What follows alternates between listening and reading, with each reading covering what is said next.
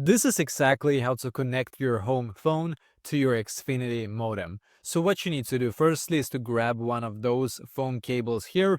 Quite often they're gonna be called RG11. They can be called something else, but they look something like this, just so that you are aware of that. So grab them, and one of the ends needs to go to your Xfinity modem right here, and exactly where you can see the phone symbol right here, to be more specific. So you can see the phone symbol here, and you need to actually, it's gonna be in here, obviously, of course. So you need to insert one of the ends in here, either at number 1 or number 2 right here, just so you know. It doesn't matter. Either one of those should be fine.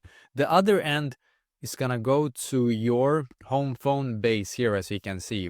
It should say something like phone or something similar to that. So just insert it in there. And this should automatically then connect your home phone to your Xfinity modem. But it takes a while, just so you know. So you need to wait about 5 to 10 minutes for the modem to activate the phone line, just so you know. And after that, you can pick up the phone and listen for a dial tone, just so you know. If you're not able to hear a dial tone even after you waited, say, more than 10 minutes, well, then what you can do, let's say you tried the first one here, what you can do is to try the second one then instead. So just unplug the first one here and try the second one, and the other end still plug it in here, of course. So basically that is exactly how to connect your home phone to your Xfinity modem.